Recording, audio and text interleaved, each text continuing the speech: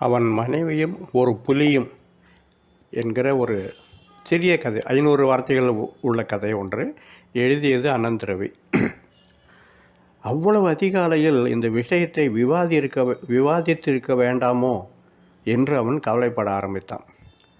விஷயத்தை வாங்கி கொண்டு பேசாமல் இருந்திருக்க வேண்டுமோ? அக்டோபர் நவம்பர் கால சென்னை மழை மாதிரி அவள் நிறுத்தாமல் தாக்கி கொண்டிருந்தாள்.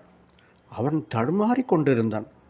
கொஞ்சம் நான் சொல்கிறத பொறுமையாக போரும் கேட்டாச்சு, இன்னும் என்ன பாக்கி இருக்குது?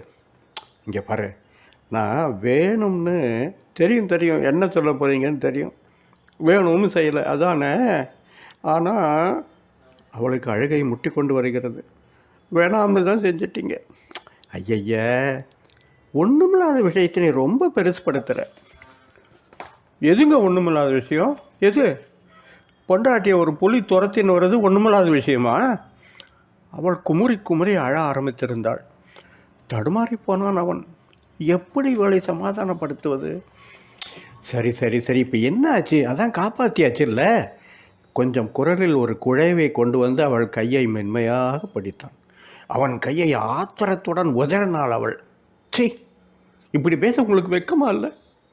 பொண்டாட்டியை ஒரு புலி துரத்திட்டு வருது, புருஷன் ஐஸ்கிரீம் சாப்பிட்டுக்கிட்டு அதை வேடிக்கை பார்த்துன்னு இருக்கான். இப்படி உலகத்தில் எங்கேயாவது நடக்குமா? ஐயோ, இந்த அநியாயத்தை கேட்க ஆளே இல்லையா? அவள் குரல் மேலே மேலே ஏறிக்கொண்டே இருந்தது. இல்லடி, கொஞ்சம் புரிஞ்சுக்கோங்க பாரு, அந்த ஐஸ்கிரீம் ரொம்ப காஸ்ட்லி. ஒரு ஐஸ்கிரீம் 500 ரூபாய்ன்னு சொல்லி பெருமையாக நீ தாண்டி வாங்கி கொடுத்த. வேஸ்ட் பண்ணக்கூடாதுன்னு மிரட்டினியே. கொஞ்சோண்டு தான் பாக்கி இருந்தது, பாதியில் விட்டுட்டாலும் நீ கோச்சிக்குவ, அதனால தான் என்ற அவனின் சமாதானம் பாகிஸ்தான் வீசிய சீனாவின் ட்ரோன் போல பயனற்று விழுந்தது. அவளால் அதற்கு மேல் தாங்க முடியவில்லை. பெரிய குரல் எடுத்து அழ ஆரம்பித்து விட்டாள்.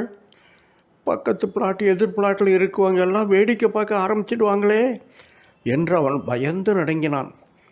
ஏற்கனவே அவனுக்கு பெண்டாட்டி தாசனுங்கிற பட்டம் உண்டு அவங்க சொசைட்டியில். இப்போ இது வேறு சேர்ந்ததுன்னா அவ்வளோதான், வெளியே தலை காட்டவே முடியாது. இங்கே பாரு, கொஞ்சம் அமைதியாகிறேன். அதான் கடைசியில் புலிக்கிட்டு வந்து உன்னை காப்பாற்றியாச்சுல்ல.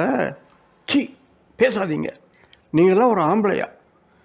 எவனும் ஊர் பேர் தெரியாதவன் ஒருத்தன் வந்து பொண்டாட்டியை காப்பாற்றுவான், நீங்கள் ஐஸ்கிரீமை தின்னுட்டு இருப்பீங்க.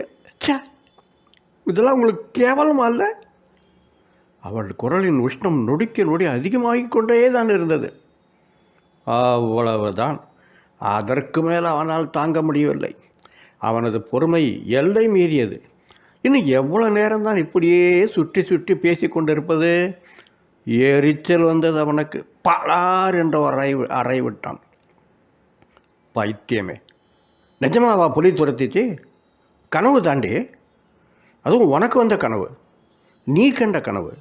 அதுக்கு நான் என்னடி செய்ய முடியும்? கிறுக்கு பிடிச்சவளை.